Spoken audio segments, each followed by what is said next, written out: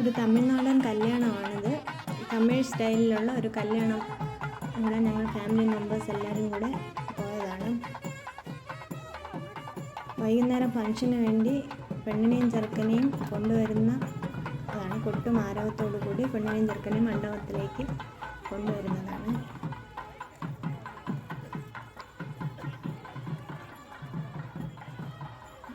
Function ഏകദേശം 2 മണിക്കൂർ 3 മണിക്കൂറോളം ഉണ്ടായിരുന്നു. ഇത് പിറ്റന്നത്തെ കല്യാണ ചടങ്ങുകളാണ്. വെളുപ്പിന് 5:30 മണിക്കൊക്കെയാണ് കല്യാണ ചടങ്ങുകൾ ആരംഭിക്കുന്നത്. ചടങ്ങുകളെന്ന് പറഞ്ഞാൽ ഒരുപാട് സമയം എടുത്ത് ചടങ്ങുകളായിരുന്നു. നമ്മുടെ ഇവിടുത്തെ പോലെ ഹാരം മാറി മാല മാറി എഴുന്നേറ്റ് പോവുകയല്ല, മണിക്കൂറുകൾ എടുക്കുന്ന ചടങ്ങുകളായിരുന്നു. ഈ 2 സൈഡിൽ നിൽക്കുന്നത് പെണ്ണിൻ്റെയും ചെറുക്കൻ്റെയും അച്ഛനമ്മമാരാണ്. അവരും അങ്ങോട്ടും ഇങ്ങോട്ടും ഹാരം അണിയിച്ച് അവരും ചേർന്ന് നിന്നാണ് ഈ ചടങ്ങുകളെല്ലാം നടക്കുന്നത്.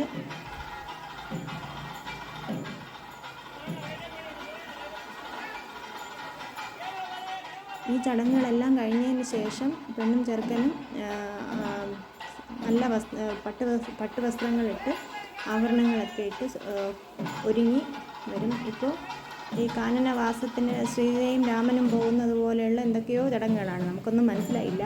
നമ്മളെല്ലാം കണ്ടിരുന്നു, നമുക്ക് എന്താണെന്നൊന്നും മനസ്സിലായില്ല. പിന്നെ പറയാതിരിക്കാൻ വയ്യാത്ത ഫുഡാണ്. ഫുഡെന്ന് വെച്ചാൽ എന്തൊക്കെയോ സാധനങ്ങൾ, എന്തൊക്കെയോ ഐറ്റംസ് ആയിരുന്നു എല്ലാം.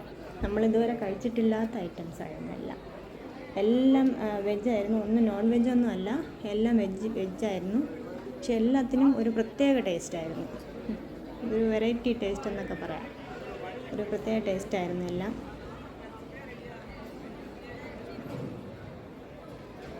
പനീർ ടിക്കയാണ്. ഫുഡിങ്ങനെ വിളമ്പി ഓരോ ഐറ്റംസായിട്ട് വരും. നമ്മൾ കഴിക്കുന്നതിനനുസരിച്ച് വേറെ വേറെ ഐറ്റംസ് വന്നുകൊണ്ടേയിരുന്നു. ഇതൊരു മധുരമുള്ള പാൽക്കോവ പോലെ എന്തോ ഒരു സാധനമായിരുന്നു. നമ്മുടെ ഗുലാബ് ജാം പോലെ വേറെ എന്തോ ഒരു സാധനം. അത് നല്ല ടേസ്റ്റായിരുന്നു.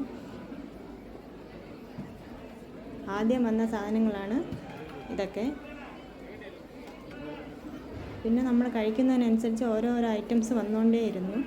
കഴിച്ച് തീരുമ്പം അടുത്ത ഐറ്റംസ് വരും. അങ്ങനെ ഒരുപാട് ഐറ്റംസ് ആയിരുന്നു. ഒരു 10 വെറൈറ്റിയോളം ഫുഡ് ഐറ്റംസ് ഉണ്ടായിരുന്നു. അതിൽ 1-2 ടേസ്റ്റൊന്നും നമുക്ക് ഇഷ്ടപ്പെട്ടില്ല. എല്ലാവരും ഇങ്ങനെ കുഞ്ഞന്മാരൊക്കെ എല്ലാവരും അതിശയത്തോടെ കഴിക്കുകയാണല്ല ഇരുന്ന്.